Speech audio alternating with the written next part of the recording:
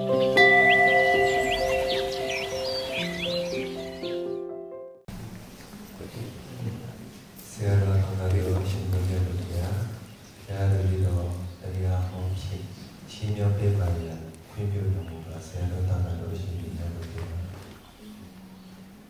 pertama-tama kita memulai ceramah hari ini dengan melakukan penghormatan kepada lidah.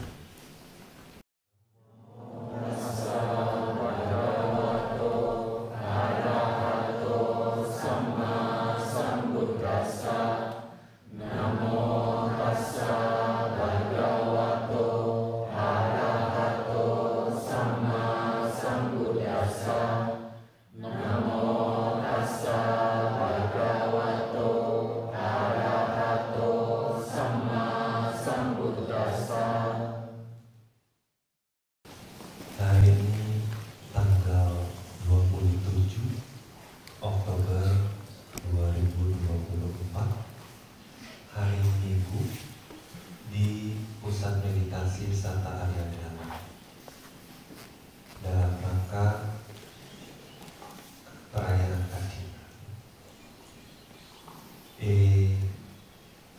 Perkenankanlah Bante untuk membaca, menerjemahkan dulu, ya. Karena nggak biasa waktu cuma 1 jam. Kayaknya pengen bahas banyak, tapi informasinya takutnya menyebar kemana-mana, meluas, jadinya pakai contekan. Jadi kayak pidatonya. Judulnya The Hidden Danger of Beauty. Mereka terjemahin katanya bahaya terselubung dari kecantikan. Tapi sebetulnya nggak cuma perihal kecantikan, ya, tapi Bante lebih setuju perihal keindahan. Oke, jadi pertama-tama kenapa Bante ingin memberikan topik ini? Di komunitas ini, khususnya setahun terakhir ini, kita belajar banyak hal. Kita melihat, menyaksikan para samana lepas biara, terus meninggalkan biara. Kita juga kehilangan seorang teman, terus juga seorang praktisi. Jadi biarkanlah Dhamma Talk ini, ceramah hari ini, didedikasikan untuk kedamaian mereka dan kesemua makhluk. Jadi terlepas apa yang orang pikir tentang kami mengambil momen-momen ini sebagai peluang yang penting dalam hidup kami untuk belajar menjadi dewasa dan menjadi lebih bijaksana. Kemudian setahun terakhir ini juga kita mempelajari banyak tentang keindahan. Bahwa keindahan itu adalah bagian dari hidup, ya. Bagian dari hidup kita, bagian dari keseharian kita, sesuatu yang sangat esensial, ya, untuk membangun kehidupan yang seimbang. Tapi sebaliknya juga di awal puasa ini, sebelum puasa kita itu ada kesempatan yang bagus sekali untuk belajar dari seorang biku dari Sri Lanka bernama Bante Nyanawangsa. Kita belajar tentang Dhutanga.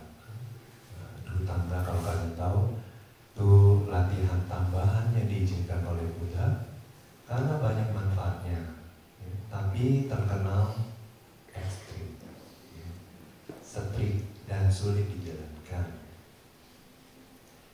Nah, tapi kalau Buddha memberikan, ya, kesempatan itu atau mengizinkan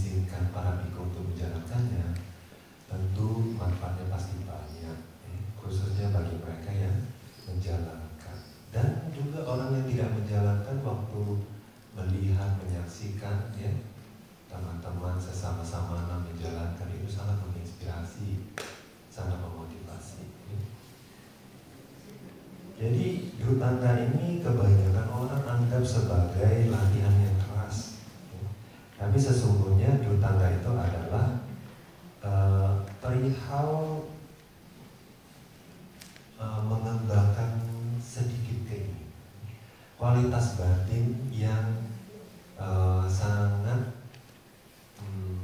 to the point, ya, langsung menuju target yang ingin disingkirkan, yaitu kotoran batin. Jadi seolah-olah ini konfrontasi secara langsung dengan kotoran batinnya. Nah, tentunya tidak semua yang bisa menjalankan latihan ini, hanya mereka yang secara fisik dan mental kuat. Jadi dengan singkat, latihan duduk tangga ini adalah perihal sedikit keinginan, terus perihal mengerahkan energi supaya tidak malas dan lain sebagainya.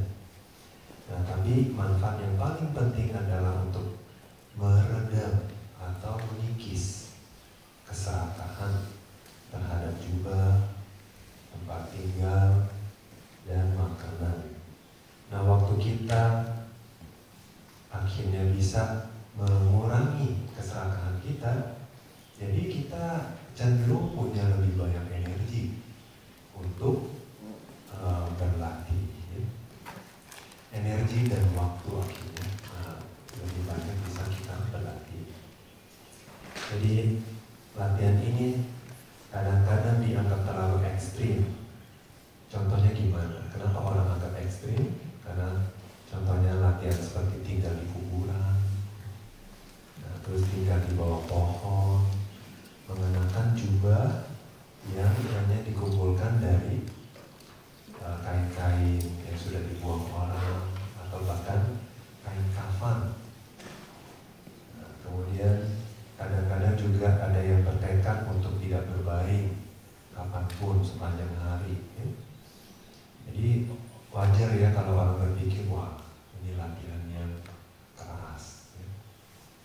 Lalu untuk apa sih sejauh itu berlatih sampai cari di kuburan berlatih, gitu, terus pakai kain kafan jadi jubah, gitu. Nah, tapi bukan untuk sok-sokan, bukan untuk pamer, tapi supaya semakin dekat, ya, selalu ingat persepsi akan kematian. Nah, untuk kita tinggal di kuburan, nah, selalu ingat bahwa mau hidup itu sesederhana mungkin. Tidak mau dibebankan dengan banyak jubah, banyak perolehan, banyak kelengkapan. Akhirnya ya ujung-ujungnya supaya waktu banyak, jadi bisa berlatih. Nah, jadi banyak orang pikir, kenapa ya sampai keluar dari zona nyamannya sih, ya, berlatih sampai sebegitunya. Tapi tentunya mereka yang menjalankannya mendapat manfaat yang banyak. Oleh sebab itu mereka tetap mempertahankan dan menjalankannya, ya. Nah, kalau kalian tertarik dengan topik ini, mau tahu lebih dalam, silakan dengar di audionya. Nah, jadi tadi sekarang kalian jadi tahu kurang lebih kenapa setahun terakhir ini kita ada belajar tentang sesuatu yang indah dan juga sesuatu yang kebalikannya, yaitu latihan dengan keras. Nah, sekarang kalian sudah tahu kenapa Bhante mengangkat topik ini, ya. Jadi Bhante ngerasa bahwa melalui dua fase kehidupan atau dua hal penting dalam kehidupan ini, jadi tergerak untuk baru bisa keluar perenungan keindahan itu seperti pisau, ya. Dia kalau digunakan dengan baik, dia bisa berguna. Tapi kalau digunakan tidak baik, dia bisa membahayakan. Jadi nanti ingin mengangkat topik itu. Nah, sekarang semua orang tentunya mau jadi cantik, mau jadi tampan, ya.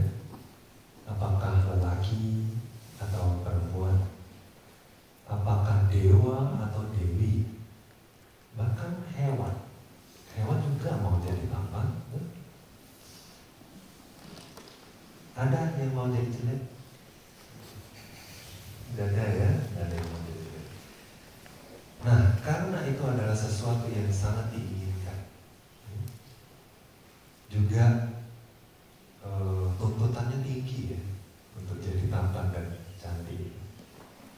Oleh sebab itu yang dicari orang.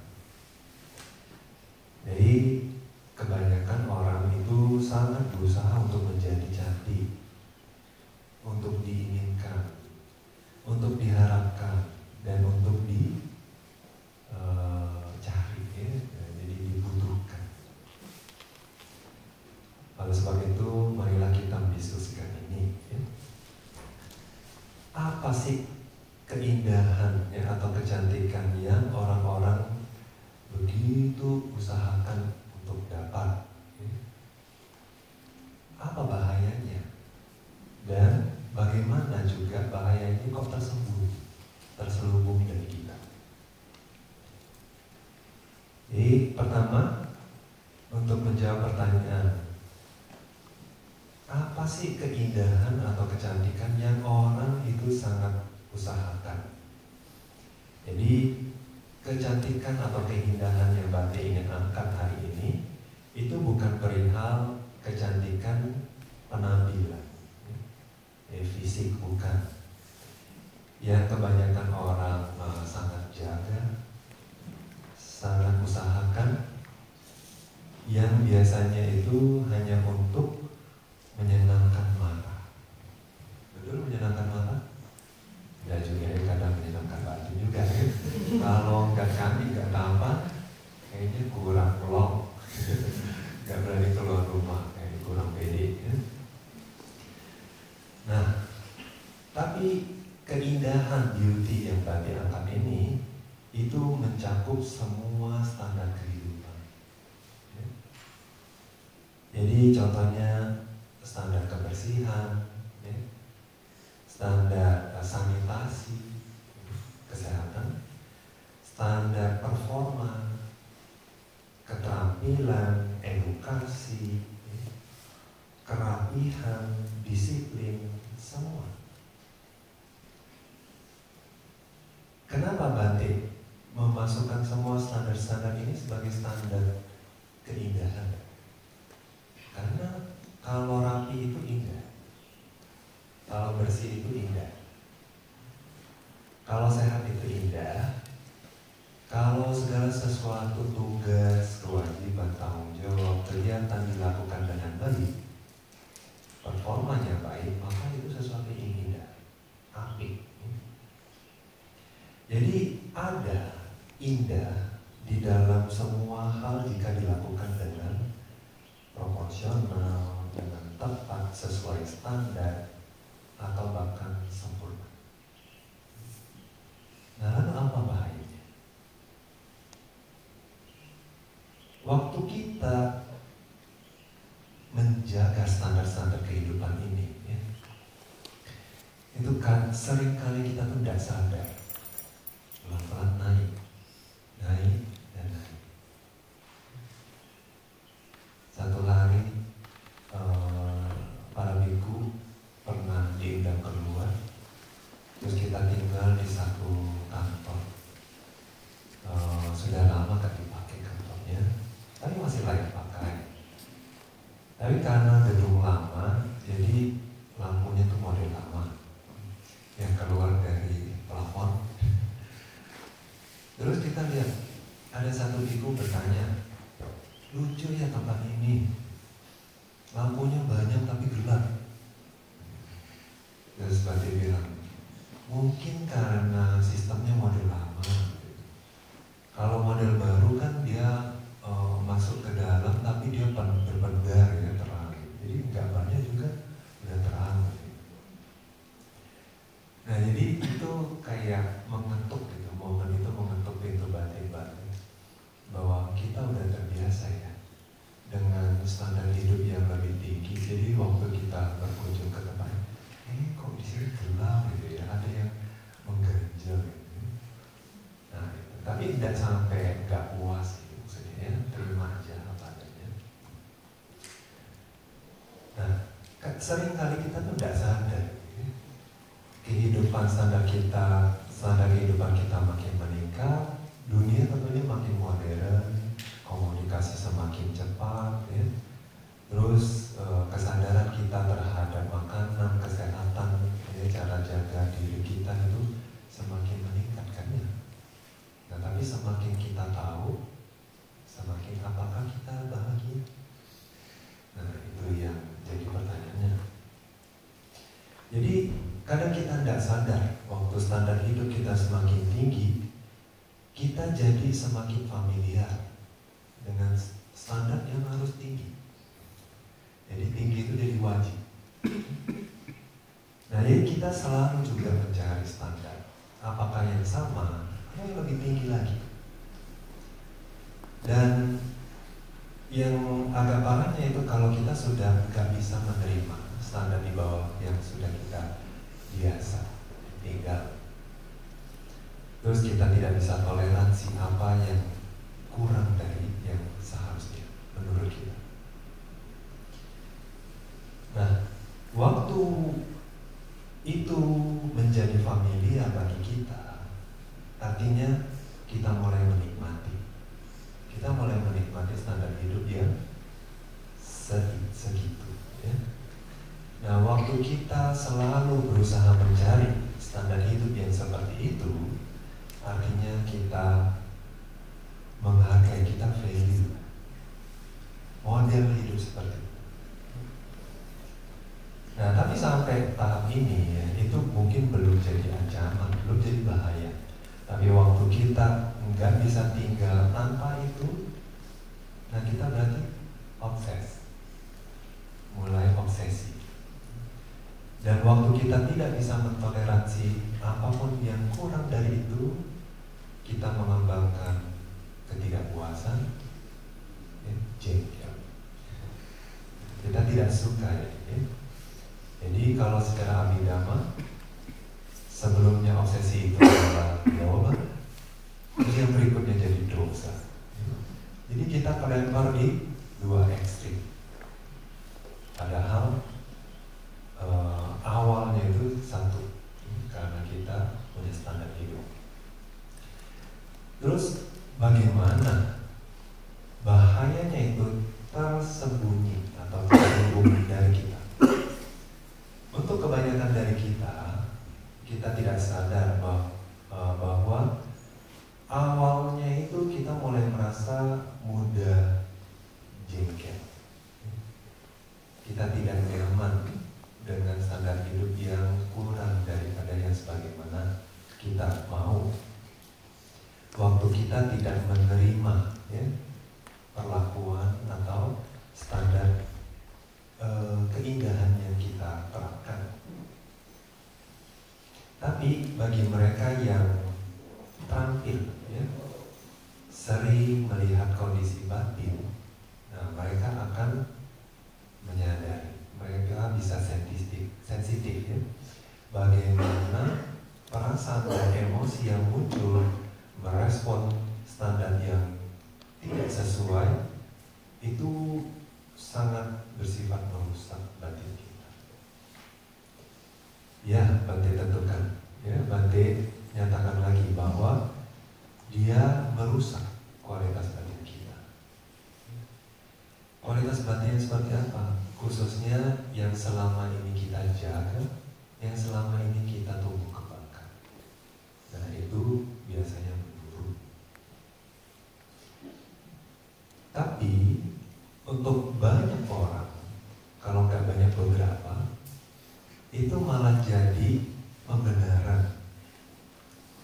Jadi kemelekatannya semakin lama semakin meningkat, dan perasaan yang tidak puas yang semakin menjadi-jadi itu, ya. Kadang-kadang mereka jadi pembenaran, bilang bahwa inilah yang seharusnya dilakukan. Inilah bagaimana kita bisa berkompetisi di dunia ini dan berdiam di puncak.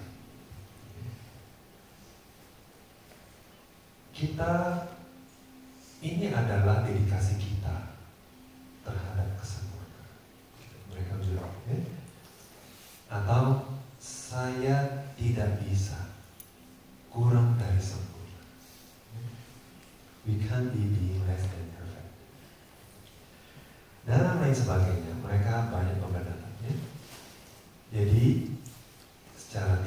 sadar mereka menjadi semakin demanding, semakin cerewet, tidak mudah dipuaskan. Dan juga di waktu yang bersamaan mereka mudah sekali tersinggung, mudah sekali marah. Lalu bagaimana ini mempengaruhi kehidupan kita? Istri kita, anak-anak, teman-teman, atau kolega kerja mulai menjauhi kita. Kenapa? Karena kita menjadi kurang bersahabat. Karena emosi kita mulai tidak stabil. Kita mulai moody, bawel, cerewet. Terus kita mulai menuntut ini dan itu. Jadi sangat sulit untuk dipuaskan. Jadi moody, secara emosi tidak stabil. Bahkan kita bisa depresi. Kita bisa mengembangkan yang namanya trust issue. Kita jadi tidak percaya siapapun kecuali standar diri sendiri. Dan kita tidak bisa lagi mendelegasikan tugas karena kita rasa orang tak bisa menjalankan lebih baik dari saya, atau orang tidak cukup baik dan lain sebagainya. Atau bahkan teman saya nggak ngerti saya, dia tidak tahu apa yang saya pikirkan, apa yang saya butuhkan. Terus kita pelan-pelan bisa membangun pikiran-pikiran negatif kepada siapa aja, kemana aja, dan kapan saja. Yang pikiran negatif bikin kita semakin terburuk, semakin merasa ditinggalkan, sendiri, dan depresi, tertekan. Kita menjadi semakin dan semakin tidak happy, tidak bahagia. Rasanya hidup itu tidak terpenuhi, kosong, kurang kayaknya. Terus jadi mendung, perasaannya mendung. Atau bahkan kita bisa menjadi semakin sombong, semakin egois. Mungkin saja kita akan berusaha untuk lebih kuat lagi, untuk mencapai hal-hal yang lebih tinggi lagi, untuk menyempurnakan semua standar yang kita anggap itu sudah seharusnya. Tapi kita sering lupa bahwa yang harus kita isi itu adalah rasa kosong di batin ini, yaitu rasa puas, rasa penerimaan diri, dan juga rasa terima kasih. Hanya jika kita bisa menghargai yang namanya kedamaian batin sendiri, kita mulai bisa melihat bahaya-bahaya. Kita bisa mulai melepas kemelekatan kita, dan kita mulai mengembangkan penerimaan dan toleransi. Tidak semua orang menghargai apa yang kita hargai. Bahkan Dhamma. Bante ingat dulu sebelum Bante pulang ke Indonesia, Bante muncul perenungan. Bante ingatkan diri sendiri supaya tidak impulsif, supaya tidak merendahkan Dhamma. Karena Bante mungkin kita tahu bahwa Dhamma itu sangat berharga dan kita sangat hormat. Tapi kita harus ingat, kita harus simpan di dalam batin kita bahwa tidak semua orang butuh, tidak semua orang menghargai apa yang kita hargai, menghormati apa yang kita hormati. Ya, tapi kita juga tidak boleh merendahkan Dhamma seperti jualan cabai. Jadi kita seperti harus jualan keris, yang 1 tahun kadang nggak jualan 1. Jadi orang harus menghargai Dhamma dulu, baru kita berikan kepada mereka yang bisa menghargai Dhamma. Kita memberi ruang kepada mereka yang mau merawat Buddha. Jangan seperti opera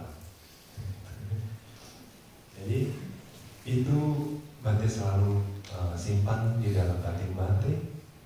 Jadi itu membantu batik untuk tidak selalu mengikuti dorongan batin, juga akhirnya tidak memaksa.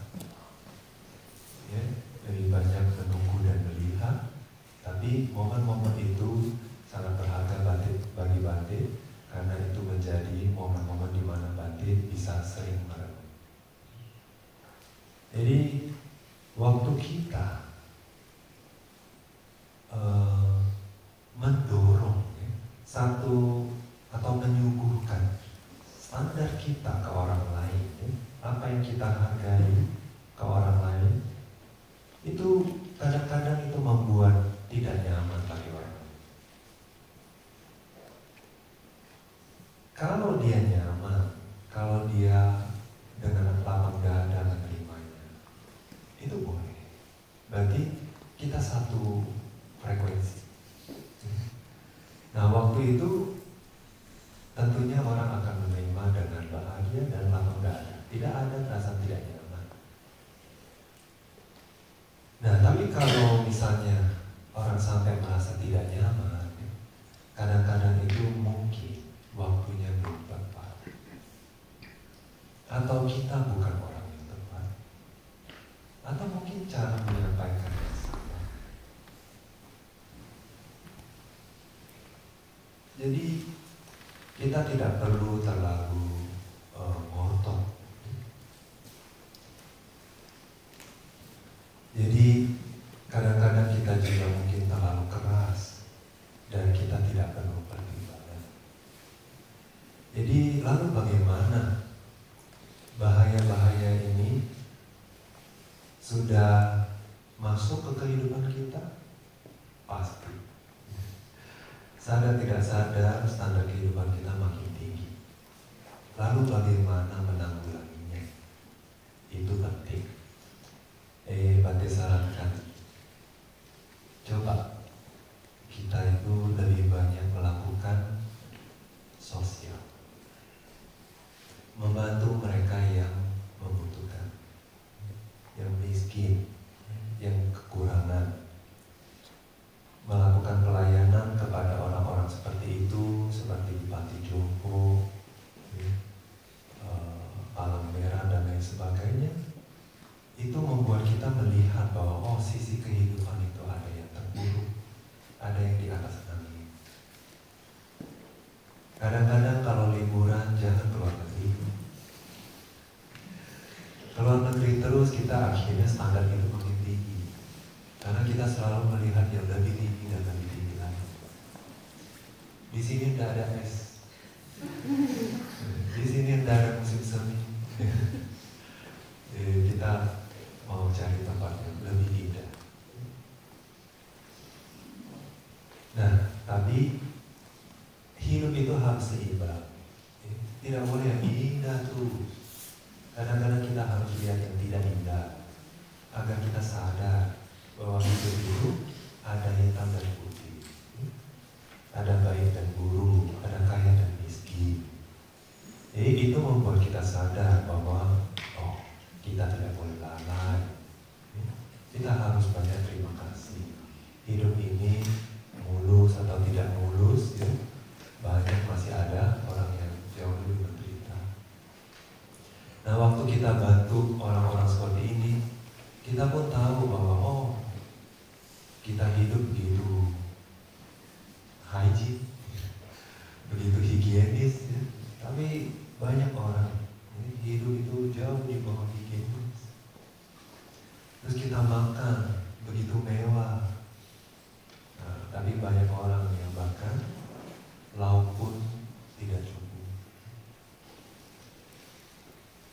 Jadi kadang-kadang itu membuat kita muncul pemahaman-pemahaman, kebijaksanaan-kebijaksanaan tentang hidup, bahwa kalau kita kejar terus, makanan yang lebih enak lagi, ranjang yang lebih empuk lagi, kosmetik yang lebih bagus lagi, atau pakaian yang lebih indah lagi, kayak sesuatu yang mengejar sesuatu kosong.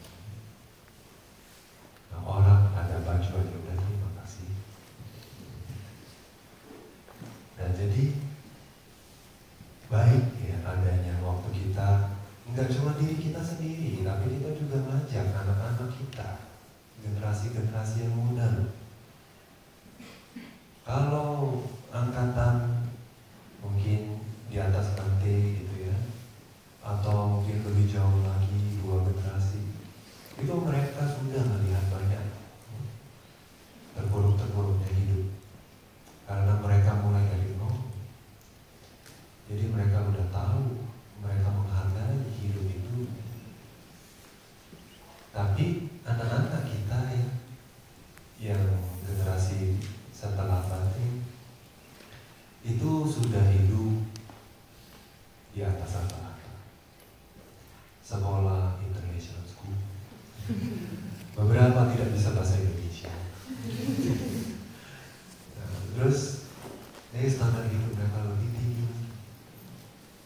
Ya tentunya mereka akan ke luar negeri.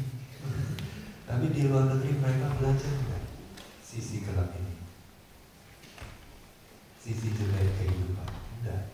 Nah kadang-kadang bawa mereka ke panti jompo, bawa mereka ke anak yatim piatu, bawa mereka melakukan kegiatan sosial, supaya mereka lihat hidup itu harus disyukur, harus penuh rasa syukur.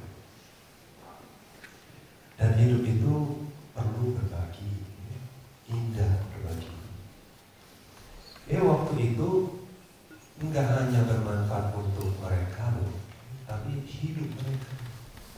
Enggak cuma perihal liburan mau pergi kemana, bukan, tapi itu adalah pengalaman hidup.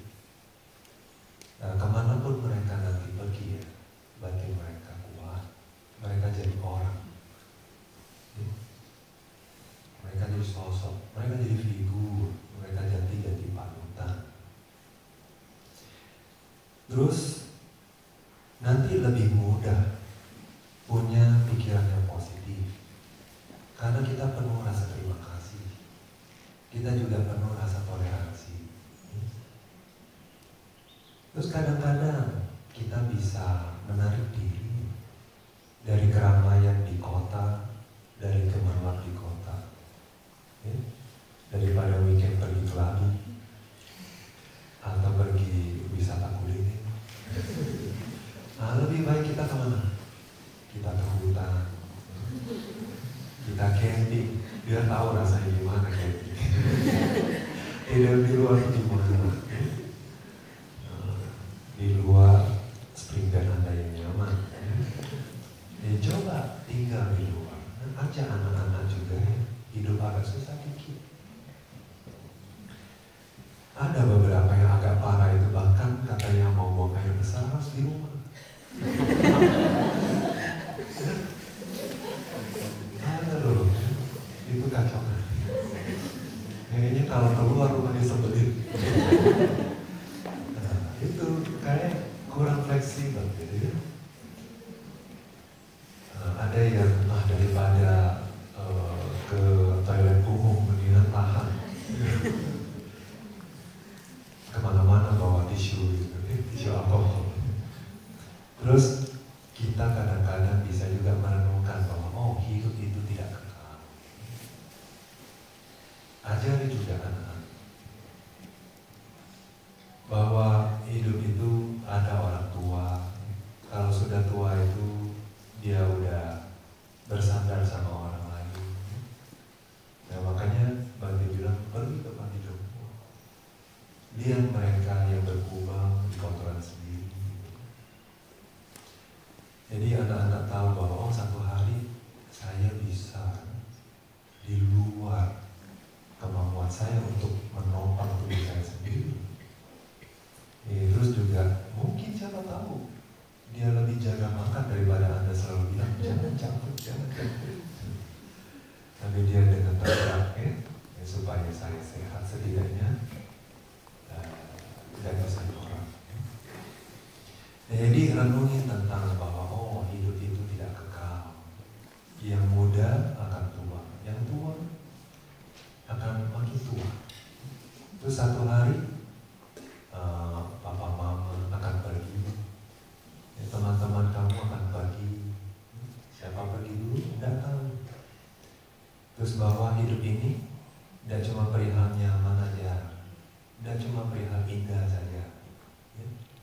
juga ada yang menderita, ada yang sakit, ada yang tidak ada uang, kelilit hutang,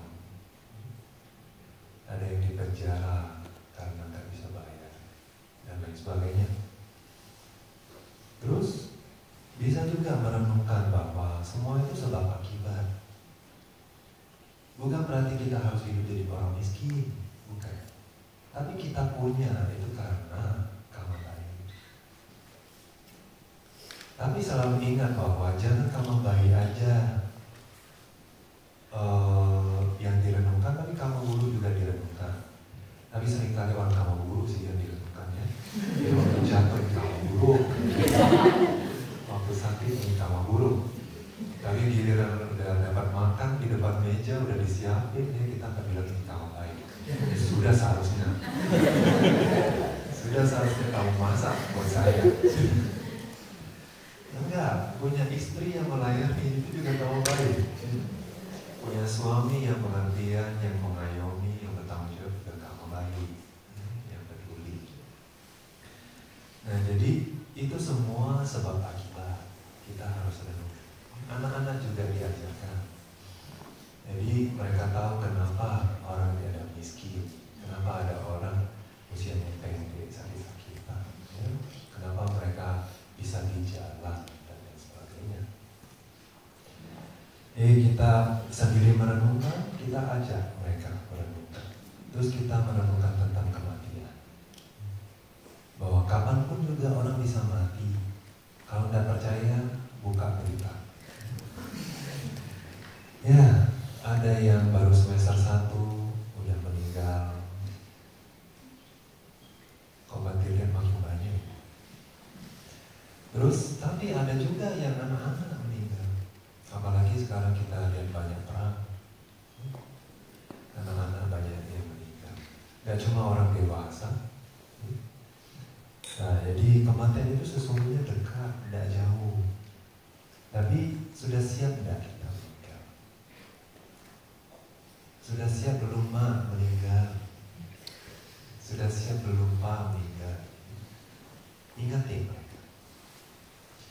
Terus kadang-kadang kita boleh baca buku-buku tentang yang membantu kehidupan kita, memahami siapa kita, memahami orang-orang di sekitar kita, supaya kita bisa bantu diri kita sendiri, supaya kita mungkin bisa bantu mereka. Kalau bukan teman, setidaknya keluarga kita, anak-anak kita. Jadi kita bisa semakin memahami ya,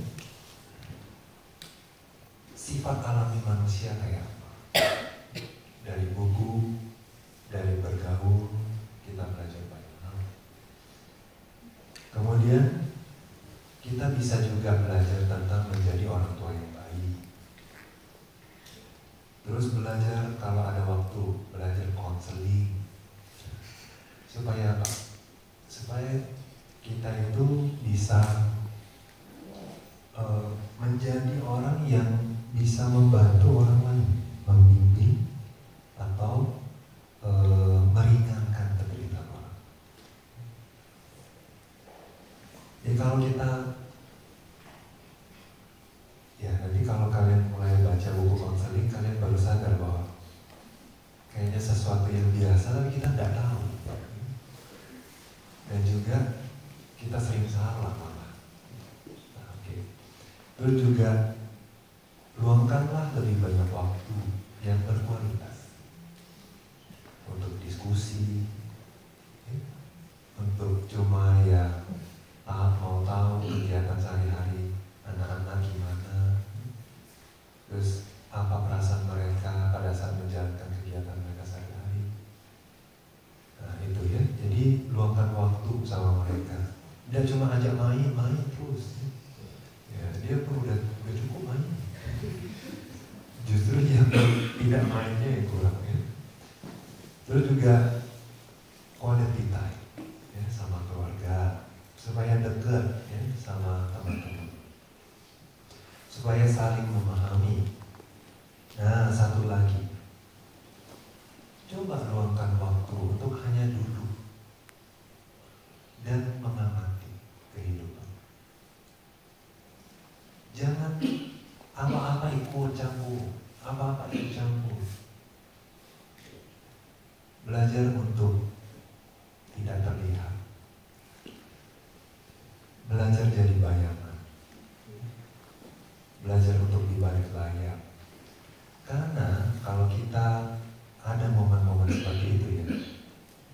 kita bisa melihat dengan objektif. Kita bisa belajar banyak hal. Tapi kalau kita selalu ikut campur sini, kita secara aktif berpikir, bertindak dan lain sebagainya, kita lupa diri kita. Karena waktu kita sadar siapa diri kita udah terlibat terlalu jauh. Mau keluar pun nggak bisa. Masalah udah ruwet, orang udah bingung, orang udah menderita. Nah ini coba luangkan waktu untuk hanya bersandar, duduk di balik layar, banyak mengamati. Oh hidup itu begini, oh ini. Tapi jangan menghakimi, untuk belajar. Dan di momen-momen itu akan banyak mulai muncul perenungan. Ya, siapa saya? Siapa orang-orang di sekitar kita? Dan kadang-kadang kita jadi banyak belajar dari pengalaman orang lain. Kita tidak perlu jatuh di tempat yang sama. Ya, jadi pelan-pelan, diam-diam kita menjadi dewasa, jadi makin bijaksana. Nah hati-hati. Jadi intinya keindahan itu bukan sesuatu yang mengerikan. Keindahan bukan sesuatu yang harus dihindari, atau tidak perlu juga jadi serba takut dihantui oleh keindahan. Bukan. Keindahan adalah berkah. Di satu sisi dia berkah, di satu sisi itu adalah berkah yang kita kondisikan untuk orang lain. Nah itu keindahan. Tapi kalau kita melekat, keindahan itu berbahaya. Dia bisa menurunkan kualitas batin kita, membuat orang-orang di sekitar kita tidak nyaman. Kalau kita obsesi melekat. Tapi juga bukan berarti kita jadi memusuhi keindahan. Kita hidup-hidup jorok-jorok aja. Atau kita jadi nggak peduli perihal kesehatan, nggak peduli perihal rambut dicuci atau tidak. Bukan, ya, itu mencari penyakit. Ya. Kita harus jaga, tapi jangan terlalu obses. Kita harus sadar bahwa lakukan seperlunya. Jadi kalau kalian bisa mau ketemu sama presiden, mau ketemu sama orang-orang penting, ya kalian harus berias. Kalau kalian cemong-cemong, atau kalian nggak bersisir gitu, orang bilang apa? Nggak menghargai, nggak menghargai si yang mengundang, tuan-tuan. Jadi kita harus menghargai itu, ya. Tapi kalau ke wihara apa perlu cemong-cemong? Apa perlu sampai pakai baju yang mewah-mewah? Nggak perlu kan? Nah, ke wihara sederhana aja. Nah, waktu kalian ke panti jompo ya sederhana aja. Itu hanya akan menimbulkan nanti kesenjangan sosial. Gitu. Jadi kita tahu kapan harus ya, menghargai keindahan, kapan harus kita liburan dulu lah. Liburan tapi hidup ringan, gitu. Ringan sedikit keinginan sederhana. Ya orang yang bijaksana nggak selalunya ingin hidup dengan ketegangan itu. Misalnya raja aja apa tidur pakai mahkota, udah ketusuk. Jadi waktu harus tidur ya lepas. Apa harus pakai regalianya? Enggak, pakai piyama. Gitu. Nah, jadi waktunya lepas kita harus lepas. Jadi waktu kita mau pergi apalagi, mau pergi meninggalkan semuanya, ya. Nah itu kita harus lepas. Udah ada lagi yang bisa dibawa. Ya kalau bisa kasih malah bagus dah, kan makin lepas ya. Nah begitu baru hidup kita itu makin apa fleksibel, ya.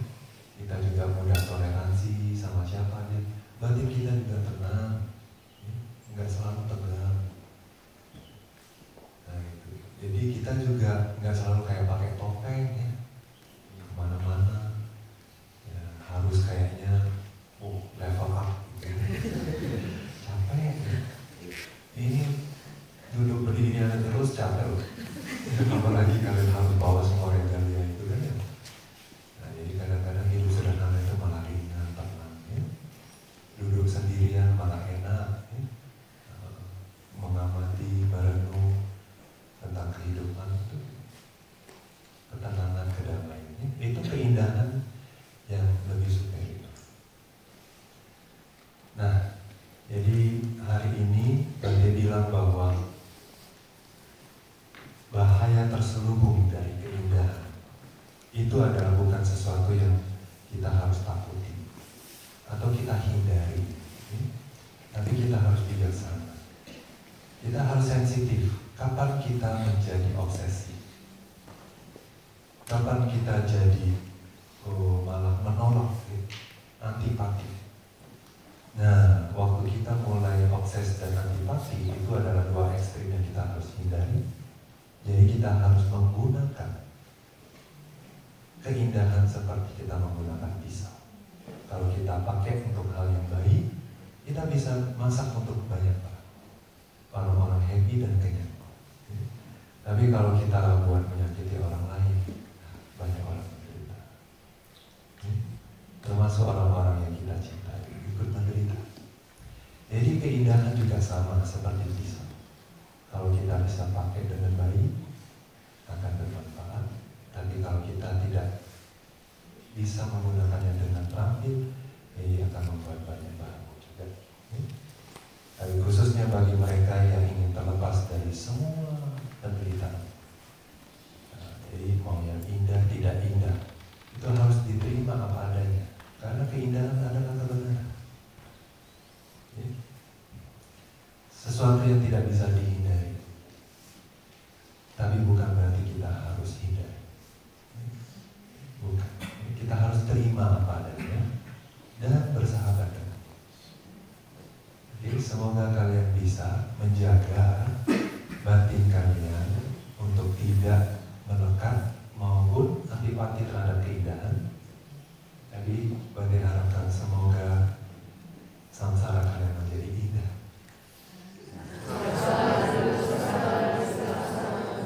Tapi